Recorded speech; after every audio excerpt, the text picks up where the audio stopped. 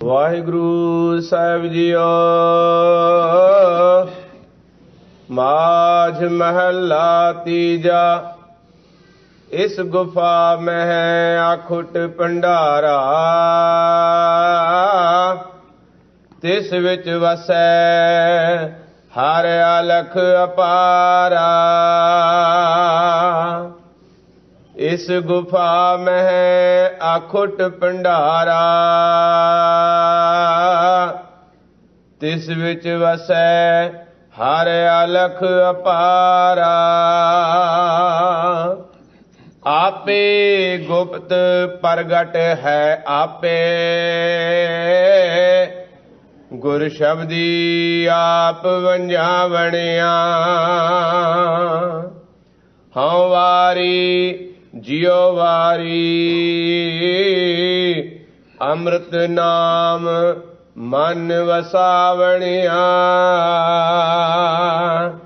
ਅੰਮ੍ਰਿਤ ਨਾਮ ਮਹਾਰਸ ਮੀਠਾ, ਗੁਰਮਤੀ ਅੰਮ੍ਰਿਤ ਪਿਆਵਣਿਆ। ਰਹਾਉ ਅੰਮ੍ਰਿਤ ਨਾਮ ਮਹਾਰਸ ਮੀਠਾ, ਗੁਰਮਤੀ ਅੰਮ੍ਰਿਤ ਪਿਆਵਣਿਆ। ਰਹਾਉ ਇਸ ਗੁਫਾ ਮੈਂ ਆਖੁਟ ਭੰਡਾਰਾ, ਤਿਸ ਵਿੱਚ ਵਸੈ ਹਰਿ ਅਲਖ ਅਪਾਰਾ।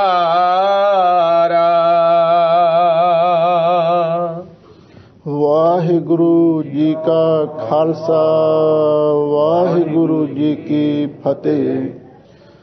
ਪਰਮ ਸਨਮਾਨਯੋਗ ਸਤਿਗੁਰੂ ਮਹਾਰਾਜ ਦੀ ਸਾਜੀ ਨਵਾਜੀ ਹੋਈ ਗੁਰੂ ਖਾਲਸਾ ਸਾਧ ਸੰਗਤ ਜੀਓ, ਸਤਿਗੁਰੂ ਨੇ ਅਪਾਰ ਬਖਸ਼ਿਸ਼ ਕੀਤੀ। ਆਪ ਸੰਗਤਾਂ ਸਤਿਗੁਰੂ ਦੇ ਦਰਸ਼ਨ ਦੀਦਾਰੇ ਕਰ ਰਹੇ ਹੋ। ਹਰ ਗੁਰਸਿੱਖ ਮਾਈ ਭਾਈ ਦੀ ਇੱਕ ਤੜਪ ਹੁੰਦੀ ਹੈ, ਮੇਰਾ ਮਨ ਲੋਚੈ ਗੁਰਦਰਸ਼ਨ ਤਾਈਂ, ਬਿਲਪ ਕਰੇ ਚਾਤਰ ਕੀ ਨਿਆਈ। ਤ੍ਰਿਖਾ ਨਾ ਉਤਰੈ ਸ਼ਾਂਤ ਨਾ ਆਵੈ, ਬਿਨ ਦਰਸ਼ਨ ਸੰਤ ਪਿਆਰੇ ਜੀਓ। ਹਾਂ ਕੋਲੀ ਜੀਓ ਕੋਲ ਕਮਾਈ, ਗੁਰਦਰਸ਼ਨ ਸੰਤ ਪਿਆਰੇ ਜੀਓ। ਹਰ ਗੁਰਸਿੱਖ ਮਾਈ ਭਾਈ ਚਾਹੁੰਦਾ ਹੈ ਕਿ ਮੈਂ ਸਤਿਗੁਰੂ ਦੇ ਦਰਸ਼ਨ ਦੀਦਾਰ ਕਰਾਂ, ਪਰ ਇਹ ਸੁਭਾਗਾ ਸਮਾਂ ਹਰ ਕਿਸੇ ਨੂੰ ਨਹੀਂ ਮਿਲ ਸਕਦਾ। ਸਤਿਗੁਰੂ ਦੀ ਪਾਵਨ ਬਾਣੀ ਦਾ ਫਰਮਾਨ ਹੈ, ਦਰਸ਼ਨ ਕੋ ਲੋਚੈ ਸਭ ਕੋਈ, ਪੂਰੇ ਭਾਗ ਪ੍ਰਾਪਤ ਹੋਈ। ਚਾਹੁੰਦਾ ਤੇ ਹਰ ਕੋਈ ਹੈ ਕਿ ਮੈਂ ਸਤਿਗੁਰੂ ਦੇ ਦਰਸ਼ਨ ਦੀਦਾਰ ਕਰਾਂ, ਕਿਉਂ ਸਤਿਗੁਰੂ ਦੀ ਮਹਿਮਾ ਬਹੁਤ ਵੱਡੀ ਹੈ।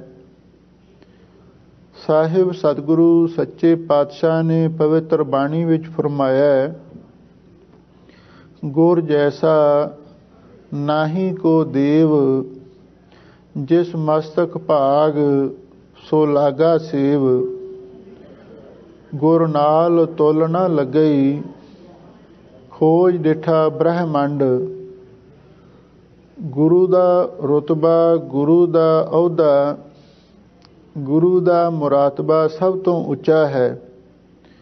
ਗੁਰੂ ਵਰਗਾ ਕੋਈ ਦੇਵਤਾ ਵੀ ਨਹੀਂ ਹੋ ਸਕਦਾ, ਕੋਈ ਫਰਿਸ਼ਤਾ ਵੀ ਨਹੀਂ ਹੋ ਸਕਦਾ, ਕੋਈ ਪੀਰ ਪੈਗੰਬਰ ਵੀ ਨਹੀਂ ਹੋ ਸਕਦਾ, ਕਿਉਂਕਿ ਗੁਰੂ ਦਾ ਰੁਤਬਾ ਸਭ ਤੋਂ ਉੱਚਾ ਹੈ। ਇਸੇ ਲਈ ਤਾਂ ਧੰਨ ਗੁਰੂ ਅਰਜਨ ਦੇਵ ਮਹਾਰਾਜ ਸੱਚੇ ਪਾਤਸ਼ਾਹ ਨੇ ਇਹ ਬਚਨ ਲਿਖੇ ਹਨ, ਮੈਂ ਮੂਰਖ ਕੀ ਕੇਤਕ ਬਾਤ ਹੈ, ਕੋਟ ਪਰਾਧੀ ਤਰਿਆ ਰੇ। ਗੁਰ ਨਾਨਕ ਜਨ ਸੁਣਿਆ ਪੇਖਿਆ, ਸੇ ਫਿਰ ਗਰਬਾਸ ਨਾ ਭਰਿਆ ਰੇ। ਗਿਆਨ ਧਿਆਨ ਕਿਛ ਕਰਮ ਨ ਜਾਣਾ, ਸਾਰ ਨ ਜਾਣਾ ਤੇਰੀ। ਸਭ ਤੇ ਵੱਡਾ ਸਤਿਗੁਰ ਨਾਨਕ, ਜਿਨ ਕਲ ਰਾਖੀ ਮੇਰੀ। ਗੁਰੂ ਦਾ ਰੁਤਬਾ ਸਭ ਤੋਂ ਉੱਚਾ ਹੈ, ਸਭ ਤੋਂ ਮਹਾਨ ਹੈ। ਗੁਰੂ ਵਰਗਾ ਹੋਰ ਕੋਈ ਨਹੀਂ। ਹਾਂ, ਇੱਕ ਗੱਲ ਗੁਰੂ ਮਹਾਰਾਜ ਸੱਚੇ ਪਾਤਸ਼ਾਹ ਨੇ ਸਪਸ਼ਟ ਕੀਤੀ ਹੈ, ਨਾਨਕ ਸੋਧੇ ਸਿਮਰਤ ਬੇਦ, ਪਾਰ ਬ੍ਰਹਮ ਗੁਰ ਨਾਹੀ ਭੇਦ। ਗੁਰੂ ਤੇ ਪਾਰ ਬ੍ਰਹਮ ਦੇ ਵਿੱਚ ਕੋਈ ਫਰਕ ਨਹੀਂ ਹੈ। ਗੁਰੂ ਪਰਮੇਸ਼ਰ ਅਤੇ ਪਾਰ ਬ੍ਰਹਮ ਪਰਮੇਸ਼ਰ ਦੋਵੇਂ ਹੀ ਇੱਕ ਰੂਪ ਨੇ। ਜਦੋਂ ਆਪਾਂ ਇਤਿਹਾਸ ਪੜ੍ਹਦੇ ਹਾਂ, ਜਨਮ ਸਾਖੀ ਵਿੱਚ ਲਿਖਿਆ ਹੋਇਆ ਹੈ, ਧੰਨ ਗੁਰੂ ਨਾਨਕ ਦੇਵ ਮਹਾਰਾਜ ਸੱਚੇ ਪਾਤਸ਼ਾਹ ਜਦੋਂ ਸੱਚਖੰਡ ਦੇ ਵਿੱਚ ਗਏ ਤਾਂ ਅਕਾਲ ਪੁਰਖ ਵਾਹਿਗੁਰੂ ਪਰਮੇਸ਼ਰ ਨੇ ਧੰਨ ਗੁਰੂ ਨਾਨਕ ਦੇਵ ਮਹਾਰਾਜ ਸੱਚੇ ਪਾਤਸ਼ਾਹ ਨੂੰ ਗੁਰੂ ਪਰਮੇਸ਼ਰ ਦਾ ਰੁਤਬਾ ਪ੍ਰਦਾਨ ਕੀਤਾ ਤੇ ਨਾਲ ਹੀ ਇਹ ਬਚਨ ਕੀਤਾ, ਤੁਸੀਂ ਅੱਜ ਤੋਂ ਗੁਰੂ ਪਰਮੇਸ਼ਰ ਹੋਏ ਤੇ ਮੈਂ ਪਾਰ ਬ੍ਰਹਮ ਪਰਮੇਸ਼ਰ ਹਾਂ। ਯਾਦ ਰੱਖੋ, ਜਿਹੜਾ ਗੁਰੂ ਪਰਮੇਸ਼ਰ ਦੀ ਸ਼ਰਨ ਵਿੱਚ ਆਵੇਗਾ ਤੇ ਅਕਾਲ ਪੁਰਖ ਨੇ ਆਖਿਆ ਉਸ ਨੂੰ ਮੈਂ ਸੱਚਖੰਡ ਦੇ ਵਿੱਚ ਵਾਸਾ ਦੇਵਾਂਗਾ। ਜਿਸ ਉੱਤੇ ਗੁਰੂ ਮਿਹਰਬਾਨ ਹੋਵੇਗਾ ਉਸ ਉੱਤੇ ਮੇਰੀ ਵੀ ਪ੍ਰਸੰਨਤਾ ਹੋਵੇਗੀ। ਜਿਸ ਉੱਤੇ ਗੁਰੂ ਦਾ ਫਜ਼ਲ, ਉਸ ਤੇ ਅਕਾਲ ਪੁਰਖ ਦਾ ਫਜ਼ਲ, ਜਿਸ ਤੇ ਗੁਰੂ ਦਾ ਕਰਮ, ਉਸ ਤੇ ਅਕਾਲ ਦਾ ਵੀ ਕਰਮ ਹੋਵੇਗਾ। ਇਹ ਬਚਨ ਗੁਰੂ ਦੀ ਮਹਿਮਾ, ਗੁਰੂ ਦੀ ਵਡਿਆਈ ਨੂੰ ਪ੍ਰਗਟਾਉਂਦੇ ਹਨ। ਸਭ ਤੇ ਵੱਡਾ ਸਤਿਗੁਰ ਨਾਨਕ, ਜਿਨ ਕਲ ਰਾਖੀ ਮੇਰੀ। ਤੇ ਨਾਲ ਹੀ ਜਦੋਂ ਆਪਾਂ ਇਹ ਸੁਣਦੇ ਹਾਂ, ਪੂਰਾ ਸਤਿਗੁਰੂ ਪਸ਼ੂਆਂ ਦਾ, ਪ੍ਰੇਤਾਂ ਦਾ, ਮੁਗਧਾਂ ਦਾ, ਪੱਥਰਾਂ ਦਾ ਵੀ ਉਧਾਰ ਕਰ ਸਕਦਾ ਹੈ, ਤੇ ਸਾਡੇ ਮਨ ਦੇ ਵਿੱਚ ਵੀ ਇਹ ਇੱਕ ਇੱਛਾ ਪੈਦਾ ਹੁੰਦੀ ਹੈ ਬਈ ਫਿਰ ਉਸ ਗੁਰੂ ਦੇ ਜਾ ਕੇ ਇੱਕ ਵਾਰ ਦਰਸ਼ਨ ਤਾਂ ਕਰ ਲਈਏ, ਕਿਉਂਕਿ ਸਤਿਗੁਰੂ ਦੇ ਦਰਸ਼ਨ ਕਰਨ ਦਾ ਵੀ ਬਹੁਤ ਵੱਡਾ ਪੁੰਨ ਹੈ। ਦਰਸ਼ਨ ਕੋ ਲੋਚੈ ਸਭ ਕੋਈ, ਪੂਰਾ ਭਾਗ ਪ੍ਰਾਪਤ ਹੋਈ। ਸਤਿਗੁਰੂ ਦੇ ਬਚਨ ਨੇ, ਅੰਦਰ ਸੱਚਾ ਨੇਹੋ, ਲਾਇਆ ਪ੍ਰੀਤਮ ਆਪਣਾ, ਤਨ ਮਨ ਹੋਏ ਨਿਹਾਲ, ਜਾਂ ਗੁਰ ਦੇਖਾਂ ਸਾਹਮਣੇ। ਜਦੋਂ ਕੋਈ ਵੀ ਗੁਰਸਿੱਖ ਮਾਈ ਭਾਈ ਸਤਿਗੁਰੂ ਦੇ ਸਨਮੁਖ ਹੋ ਕੇ ਦਰਸ਼ਨ ਦੀਦਾਰੇ ਕਰਦਾ ਹੈ ਤਾਂ ਹਜ਼ੂਰ ਕਹਿੰਦੇ ਨੇ ਉਹਦਾ ਤਨ ਵੀ ਤੇ ਮਨ ਵੀ ਨਿਹਾਲ ਹੋ ਜਾਂਦਾ ਹੈ। ਇਹ ਗੁਰੂ ਦੇ ਦਰਸ਼ਨਾਂ ਦਾ ਹੀ ਫਲ ਹੈ। ਯਾਦ ਰੱਖੋ, ਜਦੋਂ ਕਮਲ ਦੇ ਫੁੱਲ ਨੂੰ ਸੂਰਜ ਦੇ ਦਰਸ਼ਨ ਹੁੰਦੇ ਨੇ, ਉਸ ਵੇਲੇ ਉਹਦੇ ਵਿੱਚ ਖੁਸ਼ੀਆਂ ਤੇ ਖੇੜਾ ਭਰ ਜਾਂਦਾ ਹੈ। ਇਸੇ ਤਰ੍ਹਾਂ ਜਦੋਂ ਕੋਈ ਵੀ ਗੁਰਸਿੱਖ ਮਾਈ ਪਾਈ ਸ਼ਰਧਾ ਭਾਵਨਾ ਦੇ ਨਾਲ ਸਤਿਗੁਰੂ ਦੇ ਦਰਸ਼ਨ ਦੀਦਾਰ ਕਰਦਾ ਹੈ, ਉਹਦੇ ਮਨ ਦੇ ਵਿੱਚ ਵੀ ਖੁਸ਼ੀਆਂ ਤੇ ਖੇੜੇ ਭਰ ਜਾਂਦੇ ਨੇ। ਇਸੇ ਲਈ ਤਾਂ ਸਤਿਗੁਰੂ ਨੇ ਇਹ ਬਚਨ ਕਹੇ ਹਨ ਕਿ ਗੁਰੂ ਦੇ ਦਰਸ਼ਨ ਪੂਰਿਆਂ ਭਾਗਾਂ ਦੇ ਨਾਲ ਹੀ ਪ੍ਰਾਪਤ ਹੁੰਦੇ ਹਨ। ਚਲੋ ਇਹ ਤਾਂ ਗੱਲ ਸਮਝ ਵਿੱਚ ਆ ਗਈ ਬਈ ਪੂਰੇ ਗੁਰੂ ਦੇ ਦਰਸ਼ਨ ਪੂਰੇ ਭਾਗਾਂ ਵਾਲਿਆਂ ਨੂੰ ਹੁੰਦੇ ਨੇ, ਪਰ ਜੇ ਅਸੀਂ ਪੂਰੇ ਭਾਗ ਬਣਾਉਣੇ ਹੋਣ ਫਿਰ ਸਾਨੂੰ ਕੀ ਕਰਨਾ ਚਾਹੀਦਾ ਹੈ? ਕਿਉਂਕਿ ਬਹੁਤ ਸਾਰੇ ਲੋਕ ਸਾਡੇ ਵਿੱਚੋਂ ਇਹ ਸਵਾਲ ਕਰਦੇ ਹਨ ਬਈ ਜੇ ਪੂਰੇ ਭਾਗਾਂ ਵਾਲਿਆਂ ਨੂੰ ਹੀ ਦਰਸ਼ਨ ਹੁੰਦੇ ਨੇ ਤੇ ਜਿਹਦੇ ਭਾਗ ਹੀ ਪੂਰੇ ਨਹੀਂ, ਉਹ ਕਿਵੇਂ ਗੁਰੂ ਦੇ ਕੋਲ ਜਾ ਸਕਦੇ ਨੇ? ਤੇ ਫਿਰ ਦੂਸਰਾ ਸਵਾਲ ਇਹ ਵੀ ਹੈ, ਤੇ ਫਿਰ ਉਹਨਾਂ ਦੇ ਪੂਰੇ ਭਾਗ ਬਣ ਕਿਵੇਂ ਸਕਦੇ ਨੇ? ਇਹਦੇ ਬਾਰੇ ਪੰਚਮ ਪਾਤਸ਼ਾਹ ਗੁਰੂ ਅਰਜਨ ਦੇਵ ਮਹਾਰਾਜ ਨੇ ਬਹੁਤ ਸੁੰਦਰ ਖਿਆਲ ਪੇਸ਼ ਕੀਤਾ ਹੈ। ਗੁਰੂ ਦੀ ਮਹਿਮਾ ਬਹੁਤ ਵੱਡੀ ਹੈ। ਗੁਰ ਗੋਬਿੰਦ ਗੋਪਾਲ ਗੁਰ, ਗੁਰ ਪੂਰਨ ਨਾਰਾਇਣ ਹੈ, ਗੁਰ ਦਇਆਲ ਸਮਰੱਥ ਗੁਰ, गुरु नानक पत ते उदाहरण है। पौजल बेखम असगाहो गुर बोहित है तारेअम। नानक पूर करम सतगुर चरनी लगिया। ਹਜ਼ੂਰ ਕਹਿੰਦੇ ਨੇ ਜਦੋਂ ਕੋਈ ਵੀ ਗੁਰਸਿੱਖ ਮਾਈ ਪਾਈ ਆ ਕੇ ਗੁਰੂ ਦੇ ਚਰਨੀ ਲੱਗਦਾ ਹੈ, ਨਾਨਕ ਪੂਰ ਕਰਮ, ਉਹਦੇ ਕਰਮ ਪੂਰੇ ਬਣ ਜਾਂਦੇ ਨੇ, ਉਹਦੇ ਭਾਗ ਪੂਰੇ ਬਣ ਜਾਂਦੇ ਨੇ। ਯਾਦ ਰੱਖੋ, ਜਦੋਂ ਲੋਹਾ ਵੀ ਪਾਰਸ ਨੂੰ ਛੋਹ ਜਾਵੇ ਤੇ ਉਹ ਵੀ ਸੋਨਾ ਬਣ ਜਾਂਦਾ। ਇਸੇ ਤਰ੍ਹਾਂ ਜਦੋਂ ਕੋਈ ਵੀ ਗੁਰਸਿੱਖ ਆ ਕੇ ਸਤਿਗੁਰੂ ਦੇ ਚਰਨਾਂ ਦੀ ਛੋਹ ਹਾਸਲ ਕਰ ਲਵੇ ਤੇ ਫਿਰ ਉਹਦੇ ਭਾਗ ਪੂਰੇ ਬਣ ਜਾਂਦੇ ਨੇ, ਉਹਦਾ ਜੀਵਨ ਸੋਨੇ ਵਰਗਾ ਸ਼ੁੱਧ ਹੋ ਜਾਂਦਾ ਹੈ। ਘੜੀਏ ਸ਼ਬਦ ਸੱਚੀ ਟਕਸਾਲ, ਆ ਜਿਹੜੀ ਗੁਰੂ ਦੀ ਸੰਗਤ ਹੈ ਇਹ ਸੱਚੀ ਟਕਸਾਲ ਹੈ ਔਰ ਇਹਦੇ ਵਿੱਚ ਆ ਕੇ ਜੀਵਨ ਦਾ ਸਿੱਕਾ ਘੜਿਆ ਜਾਂਦਾ ਹੈ। ਤੇ ਜਦੋਂ ਜੀਵਨ ਦਾ ਸਿੱਕਾ ਘੜਿਆ ਜਾਵੇ ਉਸ ਉੱਤੇ ਫਿਰ ਪਾਤਸ਼ਾਹ ਦੀ ਮੋਹਰ ਵੀ ਲੱਗਦੀ ਹੈ ਤੇ ਜਿਸ ਉੱਤੇ ਮੋਹਰ ਲੱਗ ਜਾਵੇ ਉਹ ਸਿੱਕਾ ਪ੍ਰਵਾਨ ਹੋ ਜਾਂਦਾ ਹੈ। ਸਾਹਿਬ ਸਤਿਗੁਰੂ ਸੱਚੇ ਪਾਤਸ਼ਾਹ ਨੇ ਫਰਮਾਇਆ, ਜਤ ਪਹਾਰਾ ਧੀਰਜ ਸੁਨਿਆਰ ਆਹਰਣ ਮਤ ਵੇਦ ਹਥਿਆਰ। ਪਾਓ ਖੱਲਾ ਅਗਨ ਤਪ ਤਾਓ ਪਾਂਡਾ ਪਾਓ ਅੰਮ੍ਰਿਤ ਤਿਤ ਢਾਲ। ਘੜੀਆ ਸ਼ਬਦ ਸੱਚੀ ਟਕਸਾਲ। ਇਹ ਸੱਚੀ ਟਕਸਾਲ ਦੇ ਵਿੱਚ ਕਿਵੇਂ ਜੀਵਨ ਦੇ ਸਿੱਕਿਆਂ ਨੂੰ ਘੜਿਆ ਜਾਂਦਾ ਹੈ, ਉਹ ਸਾਰਾ ਤਰੀਕਾ ਗੁਰੂ ਮਹਾਰਾਜ ਨੇ ਇਸ ਪੌੜੀ ਵਿੱਚ ਦਰਸਾਇਆ ਹੈ। ਤੇ ਫਿਰ ਜਦੋਂ ਸਿੱਕਾ ਘੜਿਆ ਜਾਵੇ ਤਾਂ ਹਜ਼ੂਰ ਨੇ ਅੱਗੇ ਲਿਖਿਆ ਹੈ, ਜਿਨ ਕੋ ਨਦਰ ਕਰਮ ਤਿਨਕਾਰ ਨਾਨਕ ਨਦਰੀ ਨਦਰ ਨਿਹਾਲ। ਉਸ ਉੱਤੇ ਫਿਰ ਪਾਤਸ਼ਾਹ ਦੀ ਮੋਹਰ ਲੱਗ ਜਾਂਦੀ ਹੈ, ਉਹਨੂੰ ਪ੍ਰਵਾਨ ਕਰ ਲਿਆ ਜਾਂਦਾ ਹੈ।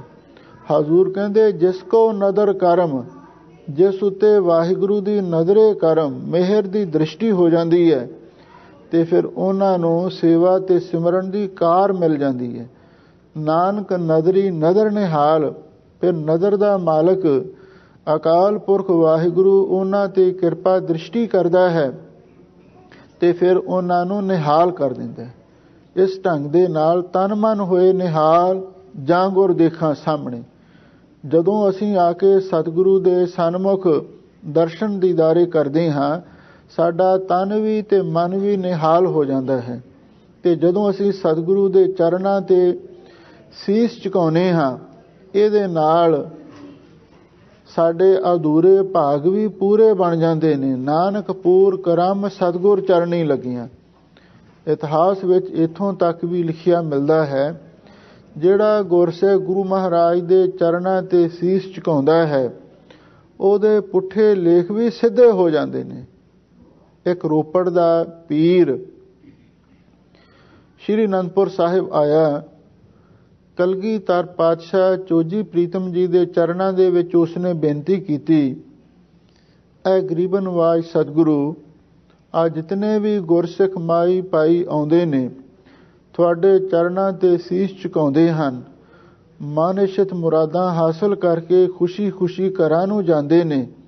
ਮਹਾਰਾਜ, ਮੇਰੇ ਮਨ ਦੇ ਵਿੱਚ ਇੱਕ ਸ਼ੰਕਾ ਪੈਦਾ ਹੋ ਗਈ ਹੈ, ਇਹ ਜਿਹੜੇ ਗੁਰਸਿੱਖ ਤੁਹਾਡੇ ਦਰ ਤੇ ਆ ਕੇ ਸੀਸ ਨਵਾਉਂਦੇ ਨੇ ਤੇ ਮਨ ਇਛਤ ਮੁਰਾਦਾਂ ਹਾਸਲ ਕਰਦੇ ਨੇ, ਕੀ ਇਹਨਾਂ ਦੇ ਭਾਗਾਂ ਦੇ ਵਿੱਚ ਹੀ ਇਹ ਦਾਤਾਂ ਲਿਖੀਆਂ ਹੋਈਆਂ, ਇਸ ਲਈ ਇਹਨਾਂ ਨੂੰ ਤੁਸੀਂ ਇਹ ਦਾਤਾਂ ਬਖਸ਼ਿਸ਼ ਕਰਦੇ ਹੋ? ਜਾਂ ਦੂਸਰਾ ਸਵਾਲ ਹੈ, ਜਾਂ ਤੁਸੀਂ ਇਹਨਾਂ ਨੂੰ ਆਪਣੇ ਵੱਲੋਂ ਕੋਈ ਵਿਸ਼ੇਸ਼ ਦਾਤਾਂ ਦਿੰਦੇ ਹੋ? ਕਲਗੀਆਂ ਵਾਲੇ ਪਾਤਸ਼ਾਹ ਨੇ ਉਸ ਵੇਲੇ ਬਚਨ ਕੀਤਾ, ਕਹਿਣ ਲੱਗੇ, ਪੀਰ ਸਾਹਿਬ ਥੋੜ੍ਹੀ ਦੇਰ ਰੁਕੋ, ਤੁਹਾਨੂੰ ਇਸ ਗੱਲ ਦਾ ਜਵਾਬ ਦਿੱਤਾ ਜਾਵੇਗਾ। ਸਾਹਿਬ ਸਤਿਗੁਰੂ ਸੱਚੇ ਪਾਤਸ਼ਾਹ ਨੇ ਇੱਕ ਮੋਹਰ ਮੰਗਵਾਈ। ਉਹ ਮੋਹਰ ਮੰਗਵਾ ਕੇ ਸਾਹਿਬ ਸਤਿਗੁਰੂ ਸੱਚੇ ਪਾਤਸ਼ਾਹ ਨੇ ਪੀਰ ਨੂੰ ਦਿਖਾਈ ਤੇ ਪੀਰ ਨੂੰ ਕਹਿਣ ਲੱਗੇ, ਇਸ ਮੋਹਰ ਦੇ ਅੱਖਰ ਵੇਖੋ ਕਿਸ ਤਰ੍ਹਾਂ ਉਕਰੇ ਹੋਏ ਨੇ। ਜਦੋਂ ਉਸ ਪੀਰ ਨੇ ਮੋਹਰ ਦੇ ਅੱਖਰ ਵੇਖੇ ਤੇ ਤੁਸੀਂ ਵੀ ਧਿਆਨ ਦੇ ਨਾਲ ਵੇਖਿਆ ਹੋਣਾ, ਮੋਹਰ ਦੇ ਅੱਖਰ ਦੇਖਣ ਲਈ ਪੁੱਠੇ ਉਕਰੇ ਪ੍ਰਤੀਤ ਹੁੰਦੇ ਨੇ। ਤੇ ਪੀਰ ਨੇ ਹੱਥ ਜੋੜੇ ਕਹਿਣ ਲੱਗਾ, ਮਹਾਰਾਜ ਇਸ ਮੋਹਰ ਦੇ ਅੱਖਰ ਪੁੱਠੇ ਉਕਰੇ ਹੋਏ ਨੇ। ਸਾਹਿਬ ਸਤਿਗੁਰੂ ਸੱਚੇ ਪਾਤਸ਼ਾਹ ਕਹਿਣ ਲੱਗੇ, ਅੱਛਾ ਹੁਣ ਪੈੜ ਲਿਆਓ, ਕਾਗਜ਼ ਲਿਆਓ। ਪੈੜ ਵੀ ਲੈ ਆਂਦੀ ਤੇ ਕਾਗਜ਼ ਵੀ ਲੈ ਆਂਦਾ ਤੇ ਉਸ ਕਾਗਜ਼ ਨੂੰ ਗੁਰੂ ਮਹਾਰਾਜ ਨੇ ਹੇਠਾਂ ਜ਼ਮੀਨ ਤੇ ਰੱਖ ਕੇ ਉੱਤੇ ਮੋਹਰ ਲਾ ਦਿੱਤੀ। ਤੇ ਜਦੋਂ ਮੋਹਰ ਲਾਈ ਤਾਂ ਉਸ ਵੇਲੇ ਜਿਹੜੇ ਕਾਗਜ਼ ਦੇ ਉੱਪਰ ਅੱਖਰ ਸਨ ਉਹ ਸਿੱਧੇ ਉੱਥੇ ਲੱਗੇ ਹੋਏ ਨਜ਼ਰ ਆਉਣ ਲੱਗੇ। ਭਾਵ ਜਿਹੜੇ ਮੋਹਰ ਦੇ ਅੱਖਰ ਭਾਵੇਂ ਪੁੱਠੇ ਸਨ ਪਰ ਕਾਗਜ਼ ਵਾਲੇ ਅੱਖਰ ਸਿੱਧੇ ਸਾਰਿਆਂ ਨੂੰ ਦਿਸੇ। ਸਾਹਿਬ ਸਤਿਗੁਰੂ ਸੱਚੇ ਪਾਤਸ਼ਾਹ ਕਹਿਣ ਲੱਗੇ, ਪੀਰ ਸਾਹਿਬ ਇਹ ਤੁਹਾਡੀ ਗੱਲ ਦਾ ਜਵਾਬ ਹੈ। ਪੀਰ ਹੈਰਾਨ ਹੋ ਕੇ ਪੁੱਛਣ ਲੱਗਿਆ, ਕਹਿੰਦਾ ਮਹਾਰਾਜ ਮੈਨੂੰ ਸਮਝ ਨਹੀਂ ਆਈ।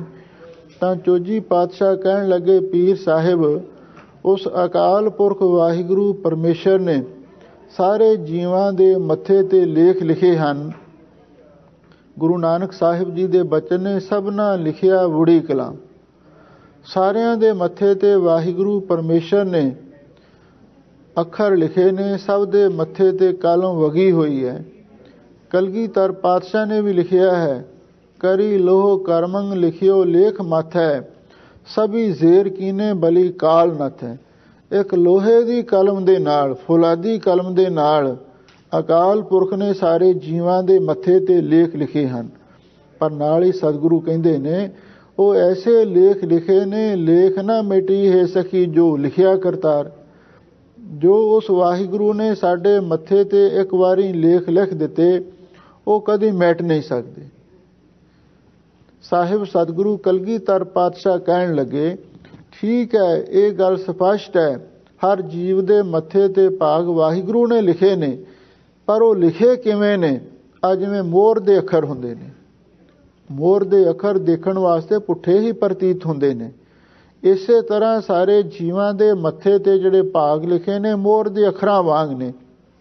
ਜਦੋਂ ਕਿਸੇ ਵੀ ਗੁਰਸਿੱਖ ਮਾਈ ਭਾਈ ਦਾ ਸੀਸ ਗੁਰੂ ਮਹਾਰਾਜ ਦੇ ਚਰਨਾਂ ਤੇ ਝੁਕ ਜਾਂਦਾ ਹੈ ਤੇ ਜਿਹੜੇ ਪੁੱਠੇ ਅੱਖਰ ਨੇ ਮੱਥੇ ਦੇ ਉਹ ਸਿੱਧੇ ਹੋ ਜਾਂਦੇ ਨੇ। ਇਹ ਗੁਰੂ ਦੇ ਚਰਨਾਂ ਤੇ ਮੱਥਾ ਟੇਕਣ ਦਾ, ਨਮਸਕਾਰ ਕਰਨ ਦਾ ਇੱਕ ਵੱਡਾ ਪੁੰਨ ਹੈ। ਚੌਥੇ ਪਾਤਸ਼ਾਹ ਧੰਨ ਗੁਰੂ ਰਾਮਦਾਸ ਮਹਾਰਾਜ ਦੇ ਬਚਨ ਨੇ, ਕਰ ਸਾਧੂ ਅੰਜਲੀ ਪੁੰਨ ਵੱਡਾ ਹੈ, ਕਰ ਡੰਡੌਤ ਪੁੰਨ ਵੱਡਾ ਹੈ। ਗੁਰਸਿੱਖੋ, ਜਦੋਂ ਸਾਧੂ ਸਤਿਗੁਰੂ ਦੇ ਚਰਨਾਂ ਵਿੱਚ ਜਾ ਕੇ ਕੋਈ ਗੁਰਸਿੱਖ ਅੰਜਲੀ ਦਾ ਅਰਥ ਹੈ ਦੋਵੇਂ ਹੱਥ ਜੋੜ ਕੇ ਅਰਦਾਸ ਕਰਦਾ ਹੈ ਤੇ ਇਹਦਾ ਵੱਡਾ ਪੁੰਨ ਉਸ ਨੂੰ ਹਾਸਲ ਹੁੰਦਾ ਹੈ। ਫਿਰ ਅਰਦਾਸ ਕਰਨ ਤੋਂ ਬਾਅਦ ਜਦੋਂ ਸਤਿਗੁਰੂ ਦੇ ਚਰਨਾਂ ਤੇ ਡੰਡੌਤ ਕਰਦਾ ਹੈ, ਡੰਡੌਤ ਤੋਂ ਮੁਰਾਦ ਹੈ ਡੰਡੇ ਵਾਂਗ ਸਿੱਧਾ ਪੈ ਕੇ ਗੁਰੂ ਦੇ ਚਰਨਾਂ ਦੇ ਵਿੱਚ ਲੇਟ ਕੇ ਲੰਮਾ ਪੈ ਕੇ ਨਮਸਕਾਰ ਕਰਨੀ। ਜਿਹੜਾ ਗੁਰੂ ਅੱਗੇ ਡੰਡੌਤ ਕਰਦਾ ਹੈ, ਕਰ ਡੰਡੌਤ ਪੁੰਨ ਵੱਡਾ ਹੈ, ਉਸ ਨੂੰ ਉਸ ਤੋਂ ਵੀ ਵੱਡਾ ਪੁੰਨ ਪ੍ਰਾਪਤ ਹੋ ਜਾਂਦਾ ਹੈ। ਕਿਸੇ ਕਵੀ ਨੇ ਬੜਾ ਸੁੰਦਰ ਲਿਖਿਆ ਹੈ, ਸੀਸ ਨਿਵਾਵਤ ਗਿਰ ਪਰੈ ਸਭ ਪਾਪਨ ਕੀ ਪੋਟ, ਤਾਂ ਤੇ ਸੀਸ ਨਿਵਾਈਐ ਲੱਗੈ ਨਾ ਜਮ ਕੀ ਚੋਟ। ਇਹ ਕੁਦਰਤ ਦਾ ਨਿਯਮ ਹੈ, ਜੇ ਕਿਸੇ ਮਨੁੱਖ ਨੇ ਸਿਰ ਉੱਤੇ ਭਾਰ ਚੁੱਕਿਆ ਹੋਵੇ, ਜੇ ਤੇ ਉਹ ਸਿੱਧਾ ਖੜਾ ਹੈ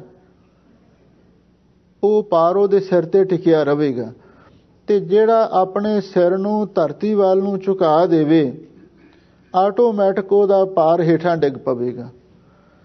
ਇਸੇ ਤਰ੍ਹਾਂ ਜਦੋਂ ਕੋਈ ਮਨੁੱਖ ਹਉਮੈ ਹੰਕਾਰ ਦੇ ਵਿੱਚ ਹੁੰਦਾ ਹੈ, ਪਾਪਾਂ ਦਾ ਭਾਰ ਉਹਦੇ ਸਿਰ ਉੱਤੇ ਹੀ ਹਮੇਸ਼ਾ ਟਿਕਿਆ ਹੁੰਦਾ ਹੈ, ਤੇ ਜਦੋਂ ਕੋਈ ਸ਼ਰਧਾ ਭਾਵਨਾ ਦੇ ਨਾਲ ਗੁਰੂ ਚਰਨਾਂ ਤੇ ਸੀਸ ਝੁਕਾ ਦੇਵੇ ਤੇ ਉਸੇ ਵੇਲੇ ਉਹਦੇ ਪਾਪਾਂ ਦਾ ਭਾਰ ਹੇਠਾਂ ਡਿੱਗ ਪੈਂਦਾ। ਇਸੇ ਲਈ ਤਾਂ ਬਾਬਾ ਫਰੀਦ ਜੀ ਨੇ ਆਖਿਆ ਹੈ, ਜੋ ਸਿਰ ਸਾਈਂ ਨਾ ਨਿਵੈ ਸੋ ਸਿਰ ਕੀਜੈ ਕਾਏ, ਕੁੰਨੇ ਹੇਠ ਜਲਾਈਐ ਬਾਲਣ ਸੰਦੈ ਥਾਏ। ਜਿਹੜਾ ਅਸੀਸ ਗੁਰੂ ਦੇ ਅੱਗੇ ਨਹੀਂ ਝੁਕਦਾ, ਜਿਹੜਾ ਅਸੀਸ ਸਾਈਂ ਦੇ ਚਰਨਾਂ ਵਿੱਚ ਨਹੀਂ ਝੁਕਦਾ, ਉਹਨੂੰ ਕੀ ਕਰਨਾ ਹੈ? ਕੁੰਨੇ ਹੇਠ ਜਲਾਈਐ, ਕੁੰਨੇ ਦਾ ਅਰਥ ਹੈ ਪੱਠੀ, ਉਹਨੂੰ ਤਾਂ ਪੱਠੀ ਦੇ ਵਿੱਚ ਹੀ ਜਲਾ ਦੇਣਾ ਚਾਹੀਦਾ। ਬਾਲਣ ਸੰਦੈ ਥਾਏ, ਬਾਲਣ ਦੀ ਥਾਂ ਤੇ ਉਹ ਸਿਰ ਵੱਢ ਕੇ ਪੱਠੀ ਦੇ ਵਿੱਚ ਝੋਕ ਦਿਓ, ਜਿਹੜਾ ਗੁਰੂ ਅੱਗੇ ਨਹੀਂ ਝੁਕਦਾ। ਦੱਸਦੇ ਨੇ ਇੱਕ ਚੀਨ ਦਾ ਫਕੀਰ ਸੀ ਔਰ ਉਹ ਇੱਕ ਮਨੁੱਖ ਦੀ ਖੋਪਰੀ ਨੂੰ ਆਪਣੇ ਕੋਲ ਰੱਖਦਾ। ਤੇ ਜਦੋਂ ਵੀ ਕੋਈ ਉਹਦੇ ਉੱਤੇ ਕੋਈ ਅਟੈਕ ਕਰਦਾ, ਕੋਈ ਉਸ ਨੂੰ ਮੰਦਾ ਚੰਗਾ ਬੋਲਦਾ, ਤਾਂ ਉਸ ਮਨੁੱਖ ਦੀ ਖੋਪਰੀ ਨੂੰ ਆਪਣੇ ਸਾਹਮਣੇ ਰੱਖ ਲੈਂਦਾ ਤੇ ਆਪਣੇ ਮਨ ਦੇ ਨਾਲ ਗੱਲਾਂ ਕਰਦਾ। ਉਹ ਕਿਸੇ ਦੀ ਗੱਲ ਵੱਲ ਘੱਟ ਹੀ ਤਵੱਜੋ ਦਿੰਦਾ ਸੀ ਤੇ ਲੋਕ ਬੜੇ ਹੈਰਾਨ ਸਨ। ਕਹਿੰਦੇ ਇਹ ਬੜਾ ਚੰਗਾ ਸਾਧੂ ਹੈ, ਚਾਹੇ ਕੋਈ ਇਸ ਨੂੰ ਉੱਚਾ ਨੀਵਾਂ ਵੀ ਬੋਲੇ, ਮੰਦਾ ਚੰਗਾ ਵੀ ਬੋਲੇ, ਪਰ ਇਹ ਕਿਸੇ ਨਾਲ ਲੜਾਈ ਕਰਦਾ ਨਹੀਂ ਵੇਖਿਆ, ਕਦੇ ਦੇ ਮਨ ਦੇ ਵਿੱਚ ਗੁੱਸਾ ਆਉਂਦਾ ਨਹੀਂ ਦਿਖਿਆ। ਕਹਿੰਦੇ ਨੇ ਕਿਸੇ ਪੁਰਸ਼ ਨੇ ਉਸ ਸਾਧੂ ਅੱਗੇ ਸਵਾਲ ਕੀਤਾ, ਕਹਿਣ ਲੱਗਾ, ਫਕੀਰ ਸਾਹਿਬ, ਮੈਨੂੰ ਇਸ ਗੱਲ ਦੀ ਸਮਝ ਨਹੀਂ ਆ ਰਹੀ ਬਈ ਜਦੋਂ ਕੋਈ ਤੁਹਾਨੂੰ ਮੰਦਾ ਚੰਗਾ ਬੋਲਦਾ ਤੇ ਤੁਸੀਂ ਆਪਣੇ ਸਾਹਮਣੇ ਇੱਕ ਮਨੁੱਖ ਦੀ ਖੋਪਰੀ ਰੱਖ ਲੈਂਦੇ ਹੋ, ਤੁਸੀਂ ਆਪਣੇ ਮਨ ਨੂੰ ਸਮਝਾਉਂਦੇ ਹੋ, ਆਪਣੇ ਮਨ ਦੇ ਨਾਲ ਗੱਲਾਂ ਕਰਦੇ ਹੋ, ਇਹਦਾ ਕੀ ਰਾਜ਼ ਹੈ?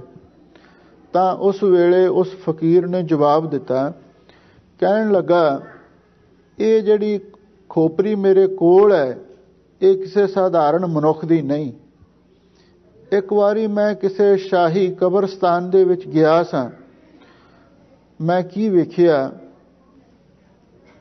ਕੁਝ ਕੁੱਤੇ ਆਏ ਔਰ ਉਹਨਾਂ ਨੇ ਆ ਕੇ ਕਬਰ ਨੂੰ ਪੁੱਟਿਆ ਤੇ ਕਬਰ ਨੂੰ ਪੁੱਟ ਕੇ ਜਿਹੜੀ ਲਾਸ਼ ਉਹਦੇ ਵਿੱਚ ਦੱਬੀ ਹੋਈ ਸੀ ਔਰ ਉਹਨੂੰ ਉਹਨਾਂ ਨੇ ਧੂ ਕੇ ਬਾਹਰ ਖਿੱਚਿਆ ਤੇ ਆਹ ਜਿਹੜੀ ਆਪਣੇ ਖੋਪਰੀ ਸੀ ਔਰ ਉਹਨੂੰ ਵੀ ਉਹਨਾਂ ਨੇ ਬਾਹਰ ਕੱਢ ਕੇ ਤੇ ਇਸ ਢੰਗ ਦੇ ਨਾਲ ਉਹਦੇ ਨਾਲ ਖੇਡਾਂ ਖੇਡਣੀਆਂ ਸ਼ੁਰੂ ਕੀਤੀਆਂ।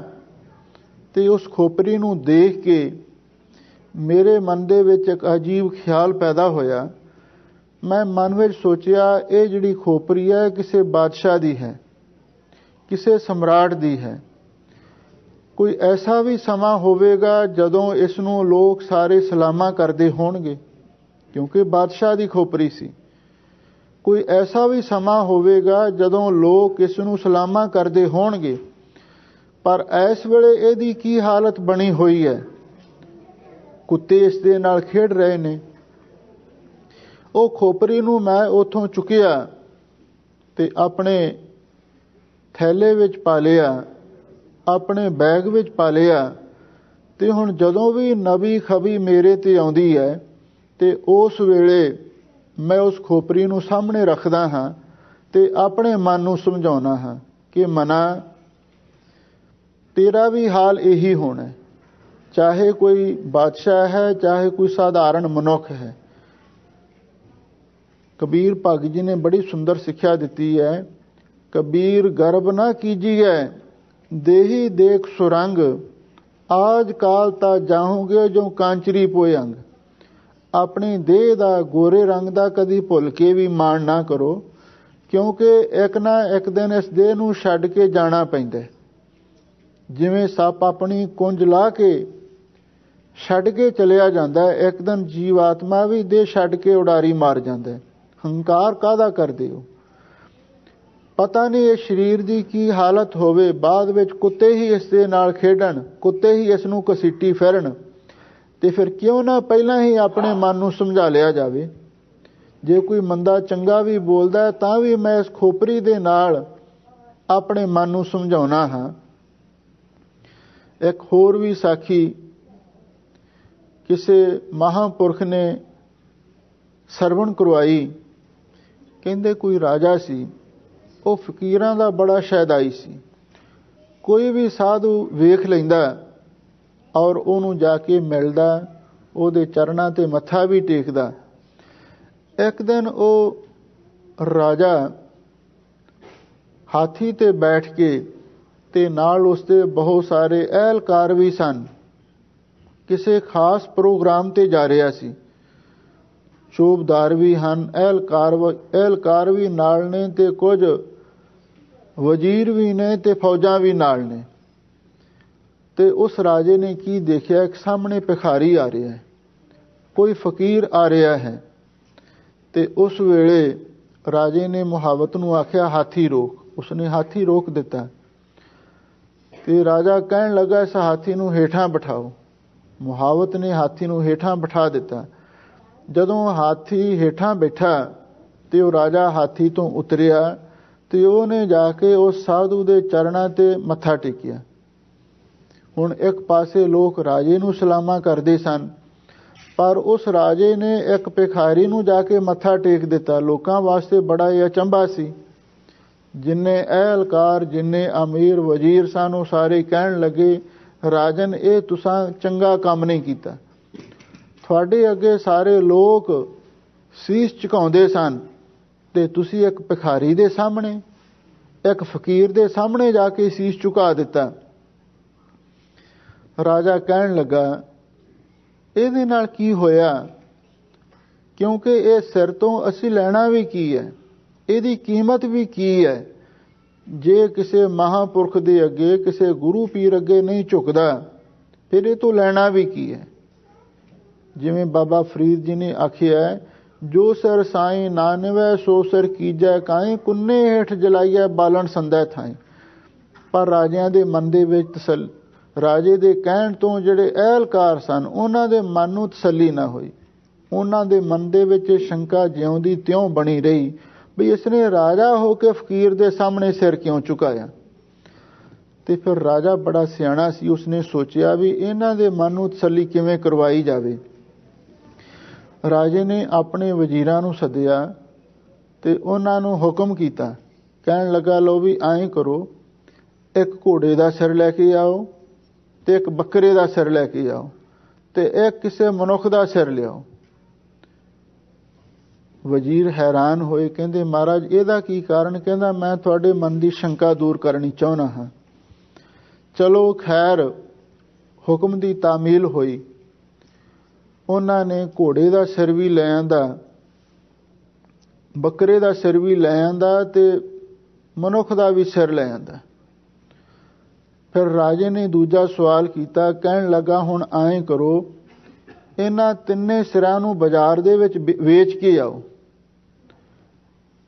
ਤੇ ਵਜ਼ੀਰ ਵੀ, ਅਹਿਲਕਾਰ ਵੀ ਬੜੇ ਹੈਰਾਨ ਨੇ।